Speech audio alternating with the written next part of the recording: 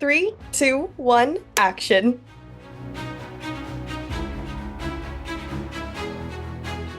Welcome back to episode 26 of As Seen on Screen. I'm Nicole. I'm Gracie, and we are your source for all things entertainment news, reviews, interviews, and more. You can find us anywhere you get your podcasts on Spotify and YouTube. But welcome back. Today is actually a very fun episode that we're doing. It is our Halloween special. Happy Halloween, because today is October 31st. So we've been talking about Halloween all month long, but today is the day. Gracie and I tried to dress up this morning. I threw on a very quick old costume from when I was in eighth grade of Christina Yang. So I have my stethoscope here, I have my scrubs. I do have a scrub cap, but I felt that was too much. And I also might have another costume to change into halfway through this. So we will see. But Gracie, what are you dressed up as? I am a surfer because I kind of didn't know I was going out for Halloween this year until last minute. And my costume does relate to what we're going to be talking about later. So I kind of intertwined the two for like an event and Halloween and called it a day. But yeah. I love it. I love it. Well, we have tons of news to go over today, but like Gracie said, we do have a few exciting little different things to add in here to get us started. Staying on the Halloween track, Gracie and I had a chance to see an early screening link of Your Monster, a movie that's in theaters now. It stars Melissa Barrera and Tommy Dewey. I had a chance to sit down with Edmund Donovan and Kayla Foster. They're both characters in the film, but Kayla is also a producer of the film, so she plays Maisie and Edmund plays Jacob in the film. So let's go see that conversation now. Congratulations on this film to start off with. I had such a fun time watching it, so congratulations. I'd love to dive in and talk a bit about music because it's such a big aspect of this film from the Broadway musical that we're seeing, but also just I felt did such a great job of establishing the tone of each scenes as it jumps kind of through exploring different genres. So I'd love to know, was music a big part of your guys' experience on set, preparing for your character, just in the atmosphere of creating this film, and even a little bit in post-production? Kayla, I know your view on producer as well. uh Music drives everything in this movie, and music drives Caroline so much. Her process is so rooted in music. It's like the minute that you put a song to something, she sees it. But also just in terms of finding the musical language of the film, that was one of the most challenging elements because you're mixing genre, and to find music that works for that is really challenging. And Tim Williams, our composer, did an amazing job with that.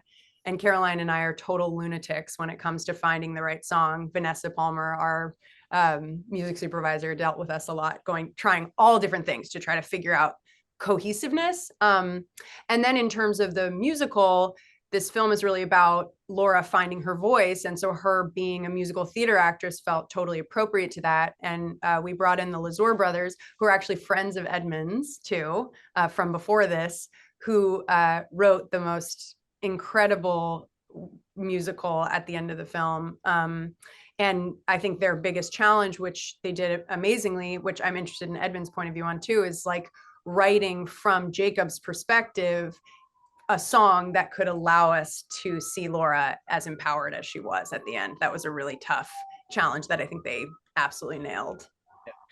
Absolutely. Yeah. Yeah, and there's so much humor. They did the Lazar brothers did such an excellent job at marrying. Like the music is actually really great, but it's also hilarious if you're listening to it because it's also sort of making fun of the shortcomings of Jacob and his sort of like all of the ways that he doesn't understand, the women's rights and all the things he thinks he's writing so eloquently about. And it's actually like very simple-minded and sort of ridiculous. Kind of like elementary. It's really funny. Yeah. But they did both where it's all of those things. And it's also so incredibly catchy. I mean, I had those numbers stuck in my head for months after we were done shooting. Yeah, absolutely. Just completely elevated the film and it was so great. One other thing I'd love to ask you guys is I love the concept of the monster in your closet, under your bed type thing. It reminded me when I was a kid, for some reason, I was terrified of the Grinch. So that would have been my monster in the closet. So for you guys, what if you were putting it on film, what would your monster in the closet kind of look like for your childhood self? I know mine because it was real. Okay, I never even saw The Ring as a kid, but I used to think the girl from The Ring was in my closet, which actually like she kind of does look like me a little bit. So maybe my story is also personal to my monster being me. But I just imagined that hair. I'll Yeah. never forget it. Terrifying. Wow, you're reminding me. I was really scared of that too.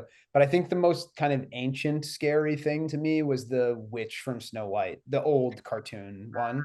Yeah, Yeah. that lady was so scary to me. She would Yeah. probably be in my closet, yeah. Yeah, I think they all would have been in my closet for sure next to the Grinch. The Grinch is good. That's yeah. I love that It's one. scary. Like when you put that perspective on it, it's like, wow, I get that. He's pretty scary. Totally. Totally.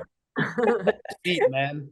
But Yeah. this movie is like accessible horror, which is nice. It's like Caroline always talks about like welcoming in lots and lots of people. So horror fans can love it. But I think if you're scared of the Grinch, Yeah. you can also come see this movie. It's Yeah, not yeah, yeah. really Absolutely. Totally agree.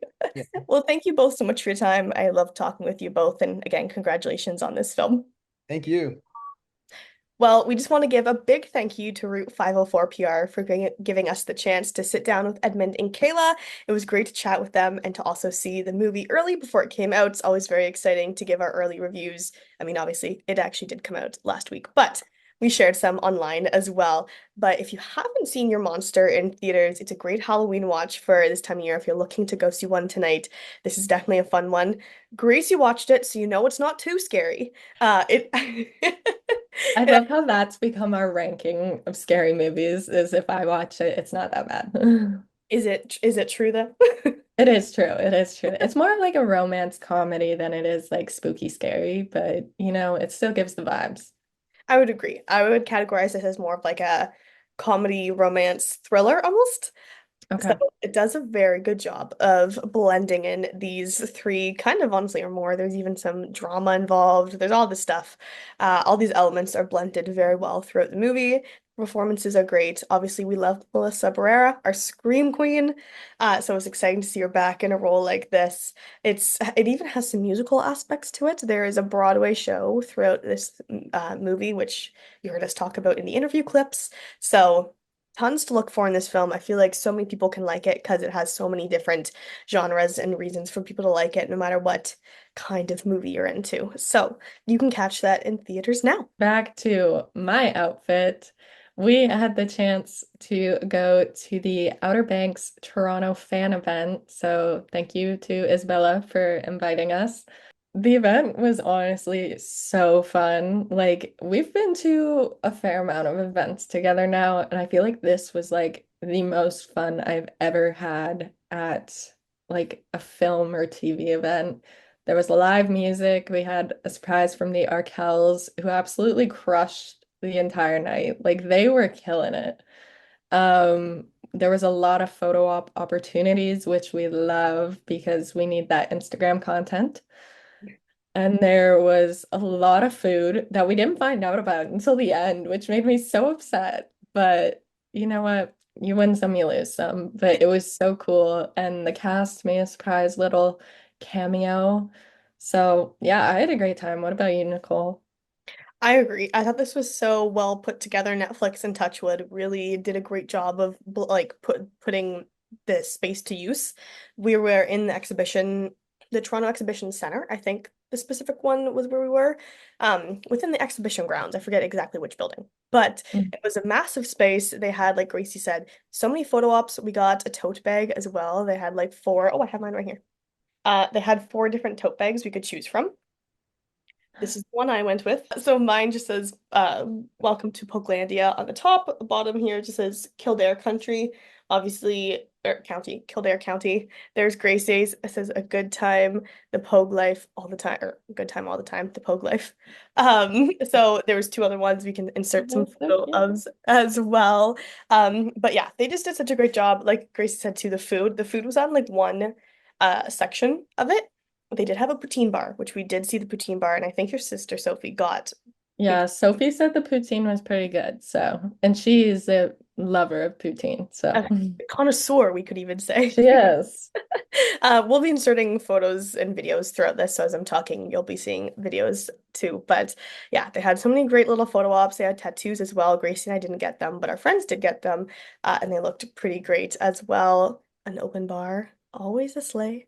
So Rudy and Austin and Carlacia all came out on stage, like Gracie said. So it was cool to see them answer a few questions with Tori Webster, who's also a local Toronto actress. She was in My Life with the Boys, I think, on Family Channel when if you're our age, you probably watched that when you were younger. So it was just so cool to be there in that atmosphere. Those things are just so exciting to see. Obviously, the Arkells made it great. The cast members who came made it great. Just the event itself was fun, and we got to be there with a bunch of my friends that I go to school with. Gracie got to meet all of them. We both know Isabella, and so Gracie's sister was there, so a whole group of us. So it was awesome. It was just such a fun night. So thank you again to Isabella. She writes with She Does the City, so check out her articles because they are amazing. And thank you to Touchwood PR and Netflix Canada.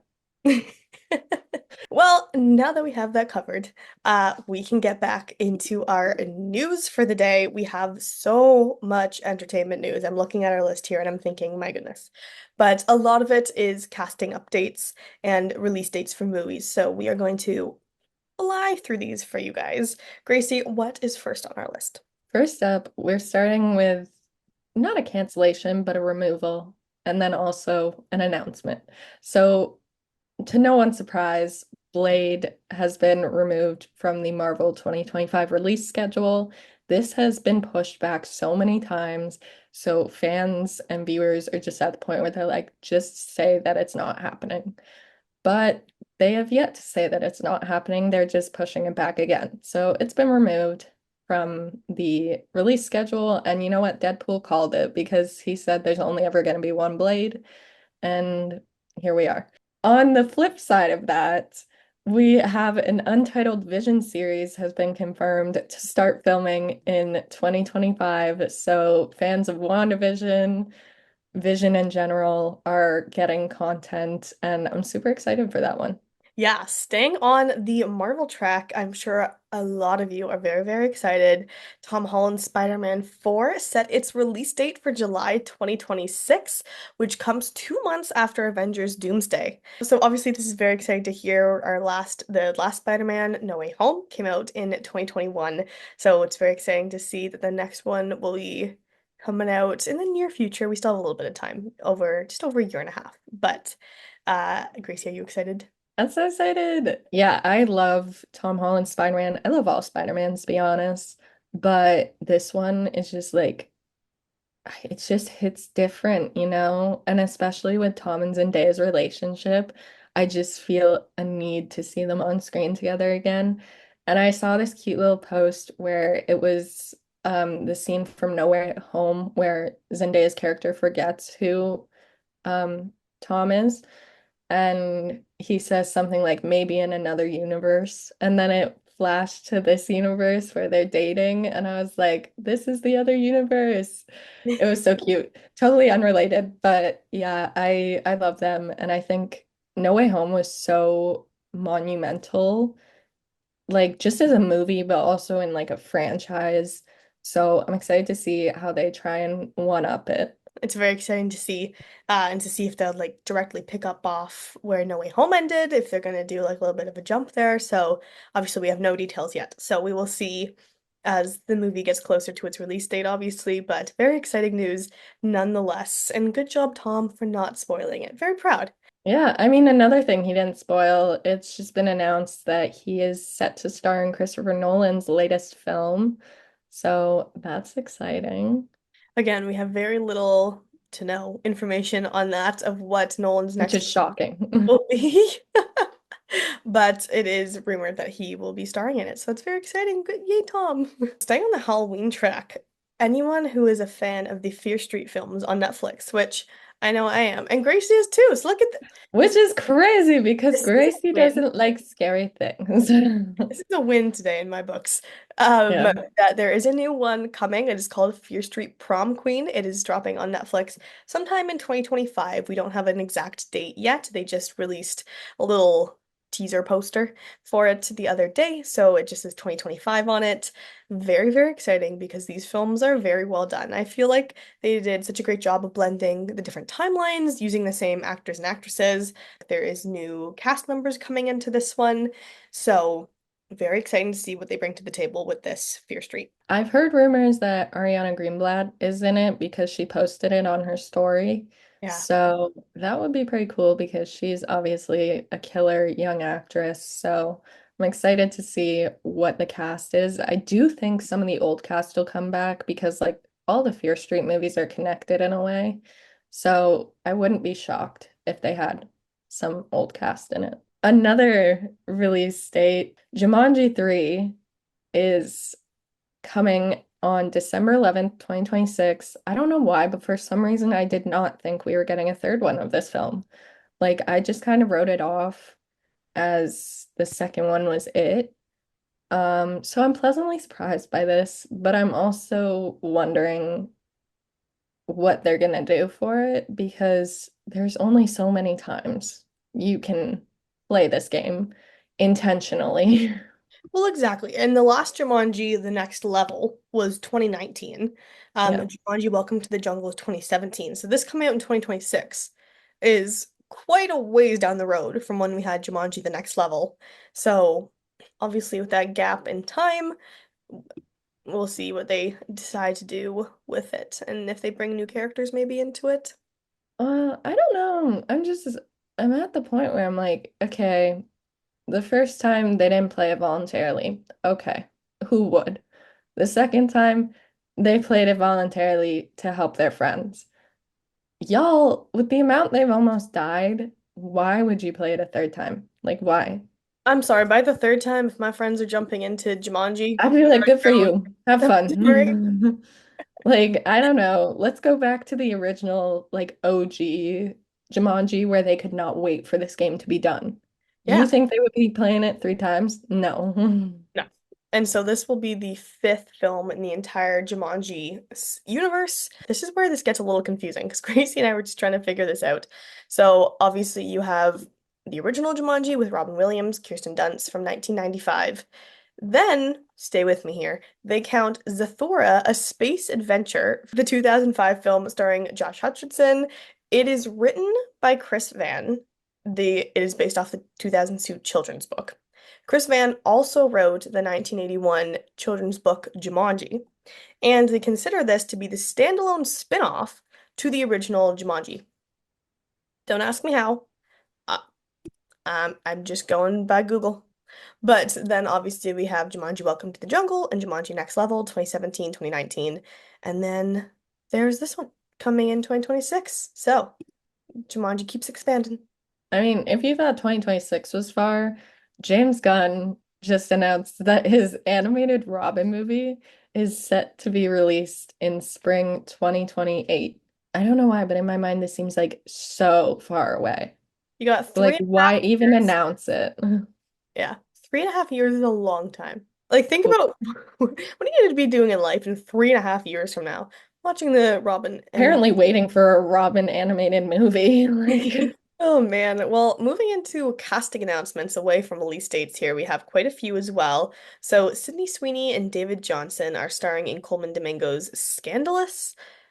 Past that, we don't have any information, but this seems to be an exciting trio here of filmmakers and actors putting together. So I'm excited to see what they create here. yeah, and I mean, sticking with David Johnson because he's just popping off with his work right now.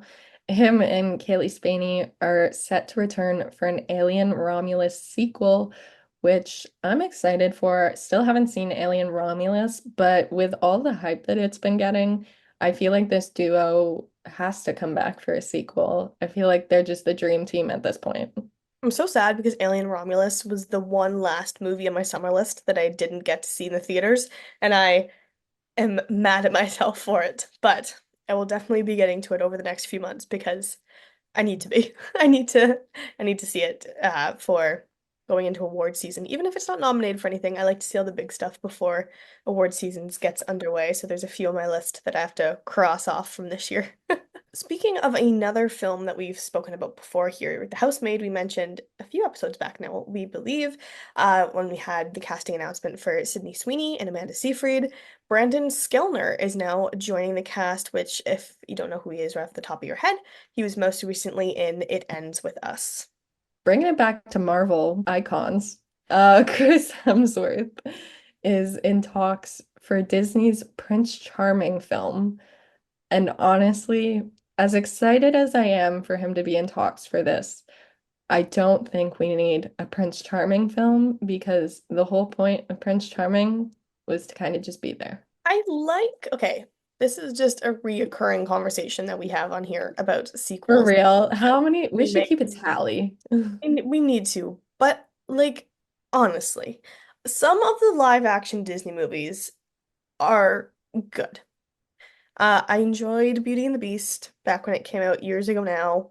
I'm excited for Rachel Zegler's Snow White next year. I'm optimistic about it. I'm a little scared of the dwarfs still. They Yeah. look a little scary, but I think it should be great. I think her performance will be really good. So, I mean, she has a beautiful voice, and Snow White is a very musical Disney princess in specific. I mean, they all are, but Snow White was always like the songbird. So, and Aladdin was really good too. Sorry, I'm trying to think of all the ones. I'm like, I don't want to miss any of them. Aladdin was really good too, and we have the live action Moana coming in the future. So why? Why do we need to remake every single princess Not from even remake, but like think about the original cartoon Cinderella. Realistically, what did this man do other than throw a ball and put a shoe on a girl? And to top that, the closest we ever got to like seeing his backstory was, I'm pretty sure, Cinderella 2, where there's that spell that Anastasia puts on him to make him think that she's the one. Crazy movie. Love it. But like that's the most personality we have ever seen Prince Charming have. And I just don't feel the need to know his backstory. If I want his backstory, I'll go watch Once Upon a Time. Literally, that is what that series was made for. They gave us everything we need to know. So sorry, Disney, but I'm kind of a hater on this idea. I don't see the need.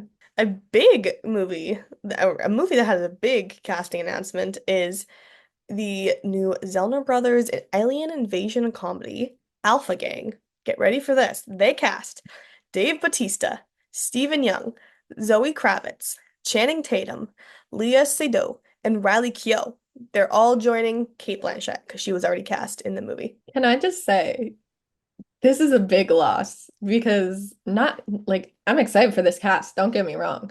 But seeing Zoe Kravitz and Channing Tatum in the same film after it was just revealed yesterday that they've split, deadly.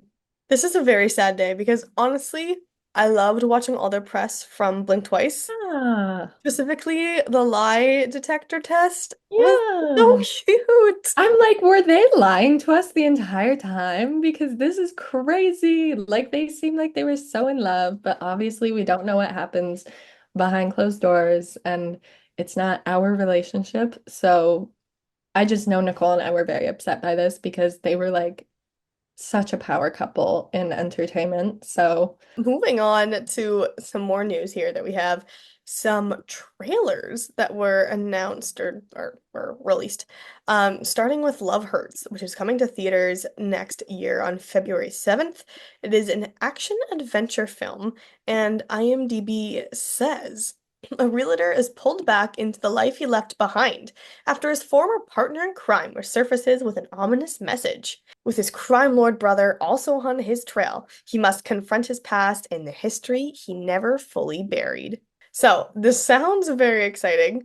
The cast in this is Hugh Kwan, Ariana DeBose, Daniel Wu, Mustafa Shakir. So, it has a very exciting cast as well. So, what are you thinking of this?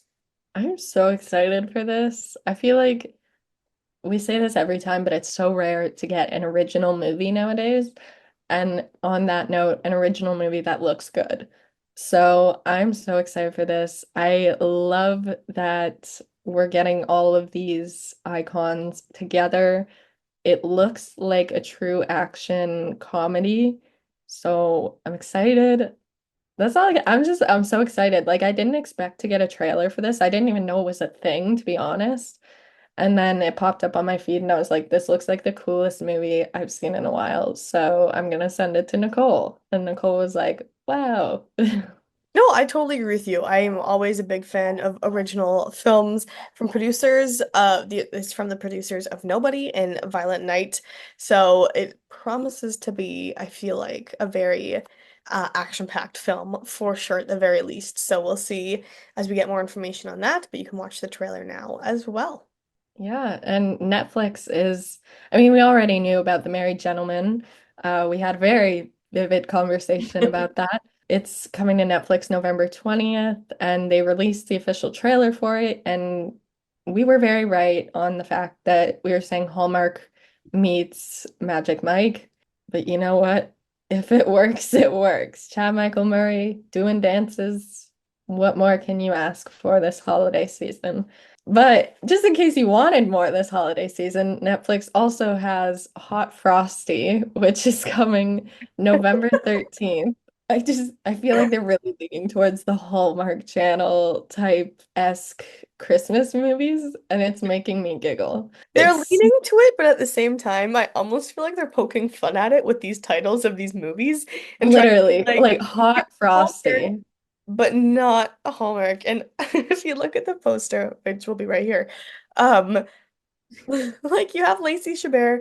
I love my girl Lacey Chabert. She's the queen of Hallmark Christmas movies, so I'm kind of True. on Netflix. I love her so much, and all of my favorite Hallmark Christmas movies are pretty much Lacey Chabert ones.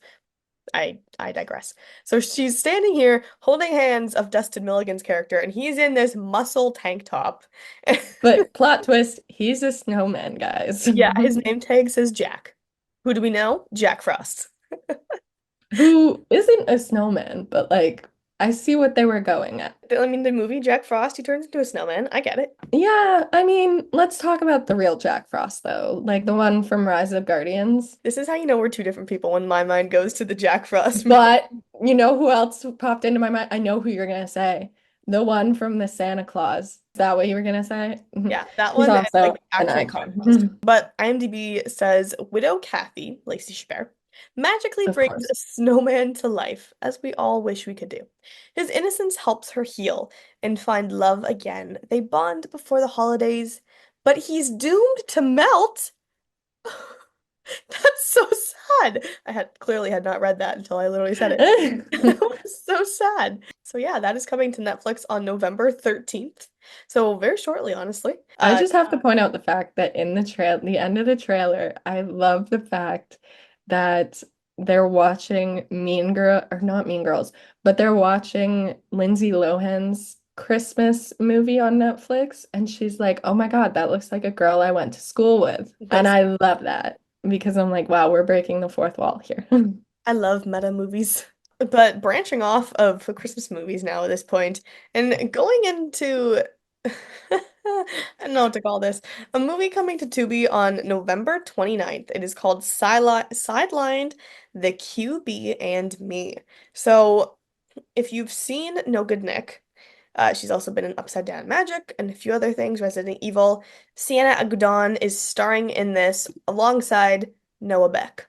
This was inspired by the Wattpad hit, The Quarterback, Bad Boy, and Me. Don't get me wrong, I loved Wattpad as a kid. It was my place. As a kid, girl, what were you reading as a Sorry, as a teen, I say that like I'm not 21, but it was the moment. That's the best way I can describe it. So seeing this get turned into a film on Tubi feels fitting, but like you think about the other Wattpad films that were the Wattpad books that were turned into films like after, but it's so weird seeing half of them get like these big movie releases, and then we get Noah Beck, the TikToker, in a quarterback movie, which no hate to him, you fit the role, sir, but I don't know, something about me just does not take this film seriously yet. I think I've seen sorry, the trailer's playing on IMDb on my other tab, and I'm just laughing as I'm seeing it. But a lot of people are somewhat comparing this, which I think is not quite fitting, but I can see where they're going with this. To All the Boys Loved Before, people even saying Mm. Booth, but he is giving very Noah Centineo vibes in this, with like I the mean, his name is Noah, so it makes sense. He's already connected like solely with literally. names. But basically, on IMDb, it says a headstrong dancer and a cocky quarterback fight against their feelings for each other as their post-grad future threatens to keep them apart. If you watch the trailer, the very beginning kind of starts off with them in class, and they're talking about Romeo and Juliet. And I laugh every time I see the part where Noah is sitting in his chair and he has his arms crossed and he's like looking over at her character and he's just like I don't know what the exact line is, but she said something about Romeo and Juliet and he's like, well, they weren't all that bad, were they? And then she And just then she's to like, her they friend. literally died. I'm like, wow, peak comedy. It reminds me so much of After, and I love After. It reminds me of After, where Hardin and Tessa are sitting in class and they're debating, I'm pretty sure it was Bronte, and he's like, love isn't real. And she's like, love is real. You're just crazy. And he's like, nope. And then they just go back and forth. And that just reminds me of that. So I'm sitting here and I'm like, this looks like every Wattpad book I've ever read just being made into another movie. You know what? Love-hate relationship. I will definitely be watching this movie. As Oh, much as I can't take 100%. it seriously right now, I am very excited to see what Noah Beck brings to the table with his first acting credit here. And I mean, Sienna's a great actress, so we'll see. It's just I can't not laugh when I watch the trailer because it's just one of those ones where it's not even laughing, it's like giggly. Yeah. You're like giggling and kicking your feet as you're like, this is so stupid, but I love it. So again, that hits Tubi on November 29th. Okay, now that we have the casting announcements, we have the release dates, we have the trailers out of the way. We do have a few actual news bits for you. If you didn't see last week, there was a Timothée Chalamet look-alike contest in Washington Square Park in New York City, and the internet predicted that Timothée Chalamet may appear. And he did. He was hiding in the crowd until someone recognized that it was, in fact, Timothée Chalamet. And I believe the winner of the contest took home a $50 check. $50 and a trophy. I just want to say that many people showed up for $50 and a trophy. So like shout out for the commitment. But I feel like Timothée Chalamet like just had to come. Like he had the chance to do something iconic And and he he took it. Given he did not look like Timothée Chalamet. What was this? He has like a mustache now. I'm like, who are you? But I do have a bone to pick with these people. The guy that won second place looks so much more like Timothée Chalamet than the first place guy. And I feel like that defeats the whole purpose of the look-alike thing. It was Willy Wonka won first place, and he looked like kind of like Timothée Chalamet. But then the guy that was dressed up in his Dune character, he looked identical. And I'm so sorry to that man that you did not win the $50 in the trophy. But I thought that was really funny. So props to everyone there. I think that's such a funny thing to like bring people together. It's such like on the surface, it's like why? But honestly, if you were there, that would have been so funny to be a part of in the middle of all of it. Speaking of New York City, also coming out of New York City soon. So if you've heard of the 2005 film Good Night and Good Luck, it stars George Clooney. Well, they are bringing this to Broadway. They're adapting it to a stage production, also called Good Night and Good Luck, also starring George Clooney. So he will be on Broadway. Preview starts on March 12th of next year, 2025, and they are performing at the Winter Garden Theater. Yeah, another TV series announcement is that Carrie is getting a TV series from Mike Flanagan. I'm a huge fan of Mike Flanagan. I think he is a genius in the horror thriller genre. So I'm so excited to see what he does with this because obviously at TIFF we saw Life of Chuck and he absolutely killed that. It was fantastic. So I'm very excited to see what the future holds for this Carrie TV series. And I know Nicole is super excited for this next one, so take it away. Well, not that this mask is from these movies specifically. This is the Scream mask, if that was not evidently clear immediately from Scream. The Wayans brothers are returning for a Scary Movie reboot. Scary Movie are the spoof films of the Scream movies. So that felt right. That just I It had to did pull feel it out very at right. one point. Um, so we don't have a release date or anything for that yet, but there is another Scary Movie coming our way. On that note, we are done with all of our news. So, what was your weekly watch, Nicole? My weekly watch, there's so many I want to share, but there's one I have to wait until next week to share with you guys. But so I will go. Last night I watched Scream 3, which, okay, hear me out. I know a lot of people have opinions on this, including me, but Scream, one of my all-time favorite movies. I do like Scream 2. I do really like it, but for me, Scream 3 is my second favorite. I love Scream 3. I know a lot of people don't really like Scream 3. Scream 3 introduces Patrick Dempsey, and I think he does a wonderful job in his role. We also obviously have favorites David Arquette, Courtney Cox, Neve Campbell, Scott Foley is in this movie as well. He plays the character of Roman. Patrick Dempsey plays Mark Kincaid. He is a police homicide detective. Um, and a number of other characters as well. So this movie takes place on a film set for the movie Stab 3. Stab 3 are the movies made off of the Woodsboro murders within the film. So this only makes Scream that much more meta because there is a film being made about the events of the film that we're watching. So it's just very funny. So those first appear in Scream 2, but Scream 3 takes place where they're in production for Scream 3.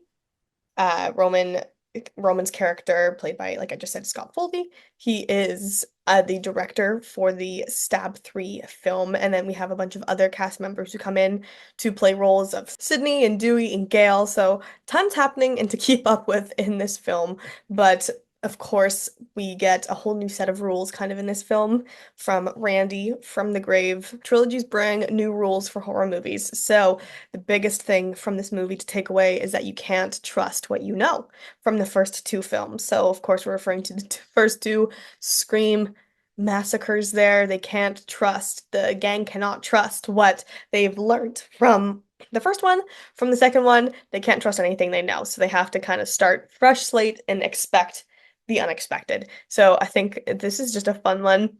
I'm a sucker for what happens on a movie set. I think it's a really cool place to set a horror movie. So this is from 2000. It's a very exciting one. It's currently on Netflix and Prime Video, so you can see it on either or. So I would definitely stream that as a good Halloween watch to watch tonight. So yeah, so that's my weekly watch. Gracie, what is your watch of the week?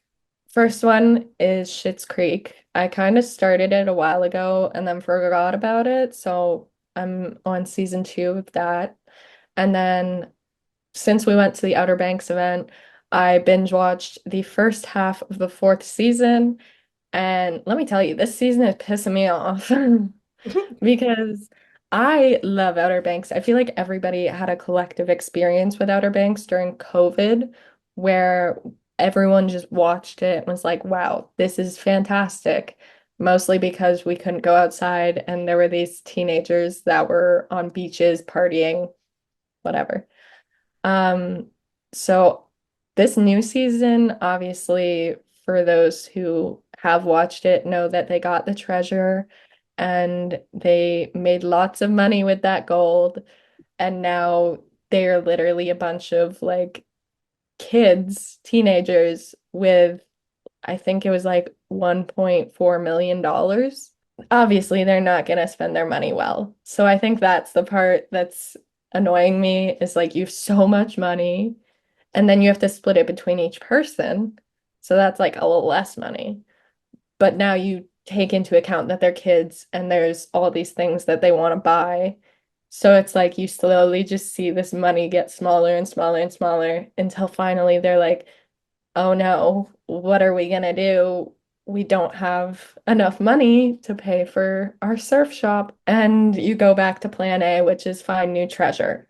And we're back to treasure hunting, and there's lots of rivalries, new characters, some good, some bad. Some I really enjoy. Rafe's girlfriend, really love her right now. Rafe, shockingly, really love him right now. least favorite character right now has to be JJ, and that hurts me because I've loved JJ for so many seasons. So I'm excited to see what part two holds because it did leave off on a huge cliffhanger. It could make it go for more seasons. I don't know, could be done this season. We'll find out with time. Well, what's your song of the week? My song of the week, I feel like I said this artist last week too, and that makes me kind of sad because I'm trying to like spice it up. But Super Graphic Ultra Modern Girl by Chapel Roan has been on repeat in my headphones for this entire past week. It's just such a good vibe and it gets me hyped before I do anything. So I've been vibing with that. But what was your song of the week, Nicole? My song of the week is Thriller by Michael Jackson. I've been listening to Very that on theme. Halloween playlist. Had to keep it on theme here for Halloween. So yes, tomorrow I'll turn over to the Christmas music, so don't you even worry. Well, those are our watch of the week and songs of the week. So let's move into our very last bit of today, our upcoming releases. Gracie, what's hitting theaters this weekend? Starting off November 1st, we have Here, which is obviously the Forrest Gump reunion-esque film. It's going to theaters November 1st, as I said. The reviews for this right now are very mixed. I've heard great reviews about this, and I've heard that it is an absolute miss. I'm excited to see where yours and my reviews land for this, because usually we're one side or the other. Also coming out November 1st to limited theaters is Juror Number 2, which follows a juror for a high-profile murder trial that finds himself struggling with a serious moral dilemma that could influence the verdict and potentially convict or free the accused killer. This is going to be a crazy movie. The cast includes Nicholas Hoult, Gabriel Bazo, who's from The Night Agent, and I love him, Toni Collette, Zoe Dutch, huge cast. Super excited for this. Looks like it's going to be a thriller drama. So, yeah. And next up, also November 1st, we've got a lot of releases on November 1st, Yes. is Freedom, which is going to Prime Video. So this is about the true story of Bruno Salak, a notorious real-life French criminal known for his non-violent heists of multiple jewelry stores in the 1980s. He also managed to escape from prison several times in order to reunite with his lover and accomplice, becoming public enemy number one in the process. So another very action-heavy drama film. On November 6th, our last release of this week, we have Meet Me Next Christmas on Netflix. So Netflix is in the Christmas theme already, starting off strong with their long list of new releases for Christmas movies. I need everyone to know that for the next 2 months, I'm going to be insufferably Christmas oriented. We'll have the Christmas decor going on back here in a few episodes, so don't even worry. Christmas is upon us, even though it's Halloween and this is our Halloween episode. But Christmas is upon us. Well, that concludes the episode today. So if you're still hanging around, thank you so much for listening, hanging out with us today, and for letting us share some of the latest entertainment news with you. We hope you enjoyed our conversation with Edmund and Kayla as well from Your Monster, hearing about the Outer Banks events in Toronto too. So thank you so much for listening and tuning in to this week's episode of As Seen on Screen. I'm Nicole.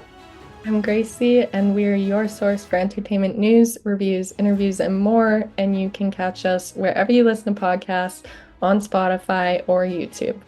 We'll be back same time next week, so we'll see you then. Bye.